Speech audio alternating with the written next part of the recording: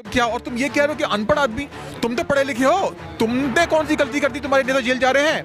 मोदी जी को बहुत ज्ञान है, बहुत पढ़े लिखे हैं, तभी पीएम सीट पे पहुंचे हैं। मोदी जी को देखो, मोदी जी के ये जूती बराबर नहीं है केजरीवाल, और मनीष सिसोदिया भगत सिंह की जूती बराबर नहीं है ये जो सिसोदिया जैसे। केजरीवाल ने शिक्षा के साथ शराब चला दी, एक के साथ एक फ्री।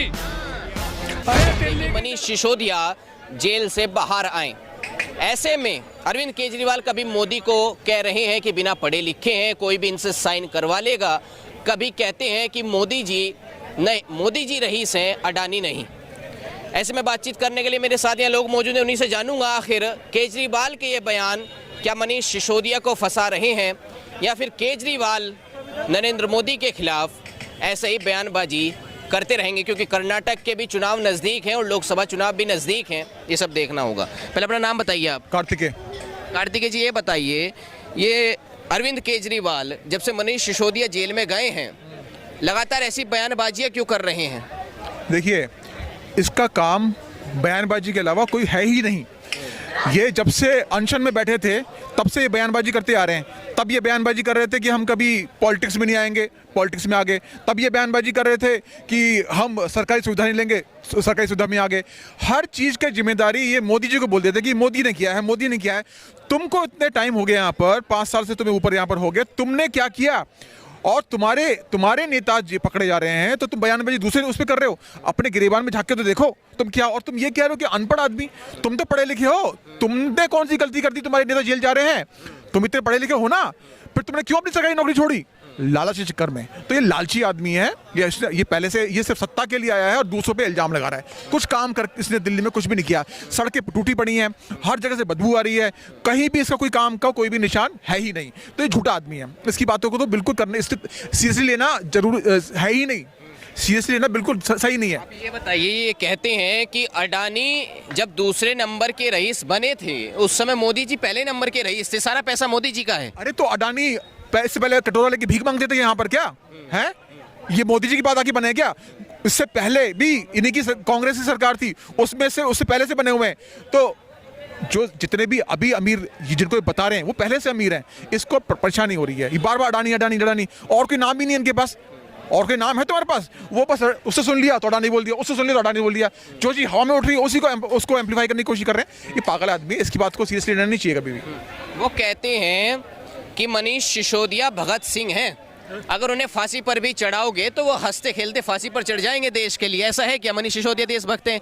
एक भ्रष्टाचारी की, मतलब अभी कोर्ट में फैसला चल रहा है आखिर, लेकिन जनता कह रही है कि एक भ्रष्टाचारी की भगत सिंह से तुलना करना कहाँ तक सही है? अरे चोर आदमी है भगत सिंह, वो तो कुछ भी कह सकता है ना। अरे भैया, वो तो वहां बैठा हुआ है, दिल्ली में बैठा, गद्दी बैठा है, वो तो कुछ भी बोल सकता है। वो वैसे ही बड़ बोला है, कुछ भी कह सकता है। वो तो भगत सिंह को राम ना कह दे, और जिस दिन राम कहते उस दिन पिटेगा। वो बता रहा हूँ आपको, इतना बदतमीज आदमी है वो। पहली बात तो नफरत की राजनीति करता है, उसके अलावा अपने दोस्त किसी दूसरे पे बढ़ता है। ये बताइए, मनीष सिसोदिया की भगत सिंह से तुलना करना सही है? अरे कहां से सही है? मैं वही तो कह रहा हूं आपसे, और क्या कह रहा हूं मैं? भगत सिंह से, जिन्होंने हमेशा अपना त्याग किया, खाने का त्याग किया, अपने घर का त्याग किया, देश के लिए अपनी जान लुटा दी, उससे कंपेयर कर रहे हैं इसको, सिसोदिया को। मैं भी सिसोदिया ही हूँ।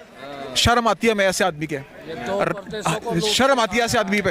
मैं खुद सिसोदिया हूँ, ठीक है ना? मनीष सिसोदिया भगत सिंह से तुलना कर रहे हैं केजरीवाल के, हंसते खेलते चढ़ जाएंगे फांसी। ये बहुत गलत बात है। ये भगत सिंह का अपमान है, ये देश का अपमान है। जिन्होंने देश आज़ाद कराया उन सब का अपमान कर रहे हैं। इसी को ही सजा मिलनी चाहिए केजरीवाल को, क्योंकि ये शहीदों का अपमान कर रहा है जिन्होंने देश को आज़ाद कराया। मैं पूछना चाहता हूँ, इसके परिवार का कोई आदमी अगर देश हित में काम नहीं किया तो इसको तो बोलने का भी अधिकार नहीं देना चाहिए। इस तरह के अपशब्द। वो तो कह रहे हैं मोदी जी से कोई भी साइन करवा लेगा। मोदी जी को बहुत ज्ञान है, बहुत पढ़े लिखे हैं, तभी पीएम सीट पे पहुंचे हैं। भाई मैं तो ईंट का जवाब पत्थर से देता हूँ। ये गए तो यूपी में भी थे, इनका बोल कौन है दाढ़ी वाला जो कह रहा था योगी को गाड़ दूंगा भाई पे ही मारा, खींच के मारा। भाई साले तू आया कैसे यहाँ पे वोट मांगने के लिए? तेरी आम आदमी आई कैसे यहाँ पे वोट मांगने के लिए? पता कारण क्या था? बोला यूपी से बिहार से लोग चले आते हैं बाहर से, कोरोना पहले कोरोना 500 रुपए करके यहाँ फ्री में इलाज करके चले जाते, वो नहीं होने दूंगा मैं। वीडियो है मेरे पास। फिर यूपी की जनता ने उसमें ना तो मुस्लिम था ना हिंदू था, सब इकट्ठे होकर बढ़िया करके बजाया। क्यों नहीं को सीट लेके आए? भैया हम हैं, इनका जवाब पत्थर से देना। जाओ तुम। गुजरात की जनता ने थोड़ा इन्होंने वो कर दिया ना, तो कांग्रेस की ये जहां जाएगा वहां हमारी, भाई हम तो पाक साफ होते चले जाए। मैं बताता हूँ, मोदी जी के 1% वोट में एक वोट भी तोड़ के दिखाई। मोदी जी को देखो, मोदी जी के ये जूती बराबर नहीं है केजरीवाल। और मनीष सिसोदिया गया है या सड़ के मरेगा जेलों में। इसने गरीबों का इतना पैसा चुराया है शराब के नाम पर। भैया आप कार्यनीति लेके आ गया, लोगों के पैसे लूट लिया और फिर जाके इसका मंत्री मसाज करा रहा है। इसने रिजाइन ले लिया, मंत्रियों को लिया जब क्या कहते हैं, जब इसका पूरा डंडा चला गया कि भैया अब तो हमारी बदनामी हो जाएगी, अगले दिन हेडलाइन पे न्यूज चलेगा। और दूसरी दोस्त एक शराब में डुबाना चाहता था, लेकिन दिल्ली की जनता शराब में नहीं डूबी। इनसे पूछ लो, फिर आपके पास आता हूँ। अभी रहना है यहाँ, बताइए क्या कह रहे हैं आप? देखिए, मोदी जी का कोई टक्कर नहीं है हिंदुस्तान में। मोदी जी का काम इतना अच्छा है। मोदी जी के पास डिग्री नहीं है, आप कह रहे टक्कर नहीं है। मोदी जी के पास डिग्री नहीं है तो 9 साल तक लोग मूर्ख हैं जो उनको प्रधानमंत्री चुन रहे हैं। तो आप केजरीवाल ही बता पाएंगे। केजरीवाल जाके पहले पूछे अपने जो इनके नेता मंत्री विधायक सारे एक अनपढ़ हैं, सारे गुंडे माफिया हैं और सारे भ्रष्टाचारी हैं। उनसे जाके केजरीवाल पूछेगा नहीं, क्योंकि पूछेगा तो उसकी कुर्सी चली जाएगी। केजरीवाल क्या था? अनमोल रतन था ना अन्ना हजारे का। अन्ना हजारे का 2 अनमोल रतन पैदा किया था अन्ना हजारे ने कि भैया ये अच्छा काम करेगा। कहता था मैं कट्टर ईमानदार हूँ, कट्टर ईमानदार कहता था मैं अपनी बीवी बच्चों की कसम खाऊंगा, मैं अगर कुछ बन जाऊंगा तो मैं कभी कोई सरकारी सुविधा नहीं लूंगा। आज इसके नीचे गाड़ी घूम रही है, इसके पास बंगला है, सारी सरकारी सुविधा ये ले रहा है और कहता है कि मैं ऐसा नहीं लूंगा।